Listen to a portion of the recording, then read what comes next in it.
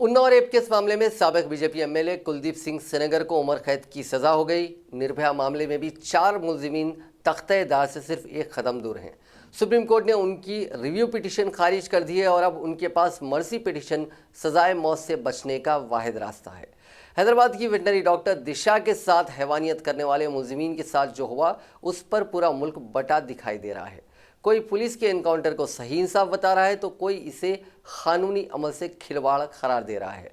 मुल्क में बहुत से ऐसे लोग हैं जो दिशा के मुबैना कातिलों के एनकाउंटर से खुश हैं।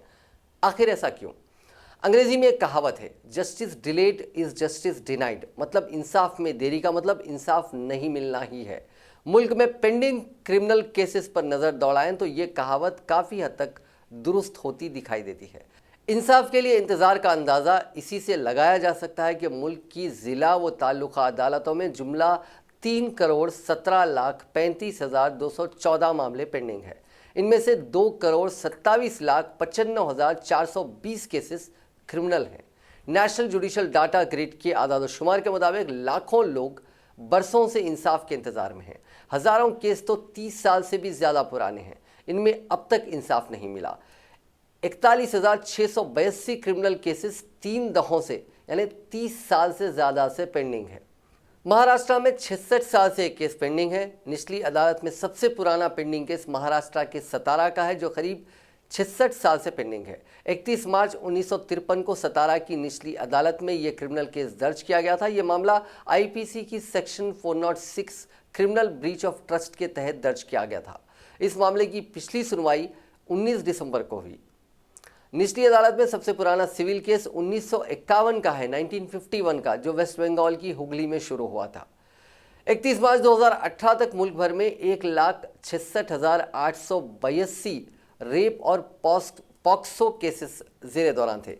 इनमें 1,60,999 केसेस सिर्फ पॉक्सो के हैं। यूपी की फास्ट ट्रैक अदालत में सबसे ज़्यादा 36,008 सेक्सुअल एब्यूज़ और पॉक्सो के मामले पेंडिंग हैं। असमत रेजी और बच्चों के जिनसी इस्तेसाल जैसे संगीन मामलों में जल्द फैसलों के लिए मुल्क में 1023 फास्ट ट्रैक कोर्ट बनाने की तजवीज़ है। इसके बावजूद इंसाफ पाने की राह बहुत लंबी दिखाई दे रही है। मरकजी वज़ीर कानून रविशंकर प्रसाद के मुताबिक मुल्क भर में 1023 फास्ट ट्रैक कोर्ट कायम करने की तजवीज़ है। इनमें से 400 पर सहमति बन भी चुकी है और 160 तो शुरू भी हो चुके हैं। इसके अलावा 704 फास्ट ट्रैक कोर्ट पहले से ही काम कर रहे हैं। मरकजी हुकूमत ने क्रिमिनल लॉ अमेंडमेंट एक्ट 2018 को मुतारिफ किया, जिसमें Indian penal code IPC, criminal procedure code CrPC, evidence act और protection of children and sexual offences act यानी पॉक्सो को तक़वियत दी गई। नए पॉक्सो एक्ट के तहत मामले की जांच 2 महीने में और ट्रायल 6 महीने में मुकम्मल होना चाहिए। सुप्रीम कोर्ट की हिदायत के मुताबिक मुजवज़ा 1023 कोर्ट्स में से 399 एफटीसी यानी फास्ट ट्रैक स्पेशल कोर्ट्स में सिर्फ पॉक्सो केसेस की सुनवाई होनी है। बाकी 634 एफटीएस में रेप केसेस और पॉक्सो दोनों के ही मामलों की सुनवाई होनी है। औसतन हर फास्ट ट्रैक कोर्ट 3 महीने में 41 से 42 मामले यानी साल भर में कम से कम 165 केसेस पर सुनवाई मुकम्मल करने की तजवीज़ है।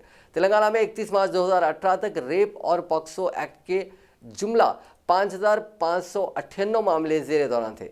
इनमें से 30 जून 2019 तक 4,982 केसेस सिर्फ पॉक्सो एक्ट के तहत दर्ज हुए हैं। हुकूमत ने हाल ही में 38 फास्ट ट्रैक कोर्ट्स कायम करने का फैसला किया है ताकि रेप और पॉक्सो केसेस पर सुनवाई को जल्द से जल्द मुकम्मल किया जाए। करोड़ों लोग बरसों से इंसाफ के इंतजार में अदालत के चक्कर काट रहे हैं, मगर उन्हें सिर्फ तारीख ही मिल रही है। तेलंगाना पुलिस ने जो एनकाउंटर किया उसके बाद पुलिस वालों पर जो फूल बरसाए गए वो शायद इसी लंबे इंतज़ार की मायूसी थी। इसी वजह से शायद लोग कह रहे थे, ठीक किया जो ठोक दिया।